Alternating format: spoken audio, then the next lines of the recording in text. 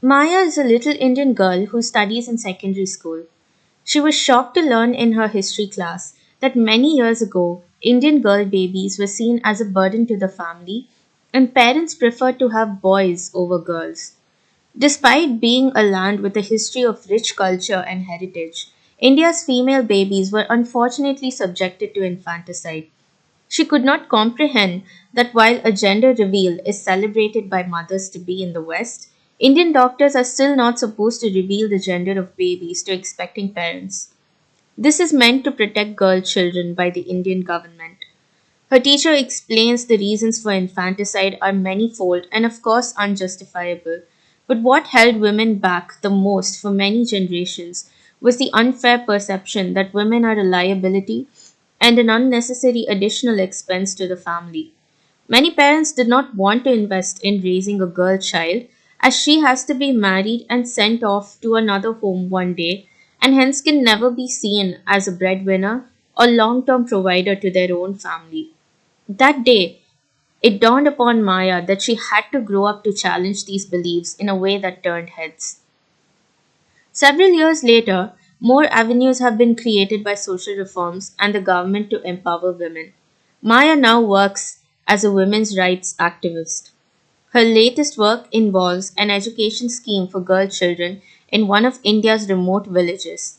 She still thinks about the irony of how India has an unfortunate history of getting rid of girl children, yet it has also turned out to become one of the most populated countries in the world. India's population has grown rapidly over the years, and it can even be said that the root cause of this situation is that women were mostly valued only for the purpose of bearing children. Though she was grateful for many challenges that women have overcome to obtain the right of choice compared to older generations that were only expected to submit to a man who decided her entire fate after marriage, including how many children he wanted. Ultimately, when women have the ability to offer the miracle of birth, it also means that they have great power within.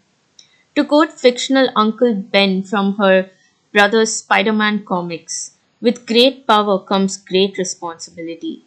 Indian girls are getting access to better resources to grow into independent women as a result of education, reproductive health care, and gender equality.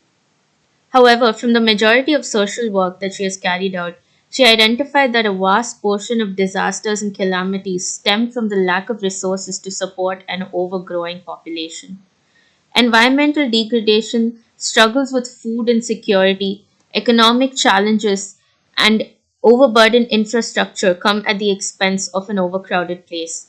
While women carry the strength and power to procreate, pondering the implications of overpopulation and taking steps to act positively would vastly benefit the well being of society at large, she thought.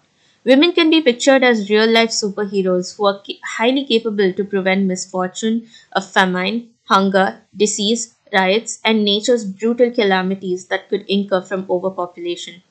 Her studies showed that the majority of concentration of Indian population lies in the states of Maharashtra, West Bengal, Karnataka, Tamil Nadu, and the Union Territory of Delhi. That leads to the question of identifying a most common denominator among these states. It is because the capital cities of these states are all metropolitan. These cities are the hub of developmental activities such as industries for employment, trading, education, healthcare, and urban infrastructure. In the major states of India, there seems to be a good ratio of distribution of men and women. This can be attributed to the equal literacy and work opportunities that women are exposed to. Hence, starting from these major states and cities, she created women's support groups to take small steps in leading the way for informed decisions of family planning, fertility rates for a healthy demographic transition. The more educated and empowered a woman is, the better control she will have over her reproductive choices, her health, and well being. She created an organization that helps women leverage the advancements in healthcare for sustainable development that deals with overpopulation's issues. She and her team managed to create a safe space to avoid unplanned pregnancies and stabilize population growth.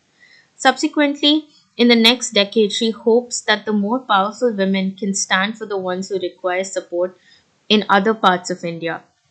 Like nature's ability to nurture, a woman has the ability to nurture, nourish, and replenish the environment.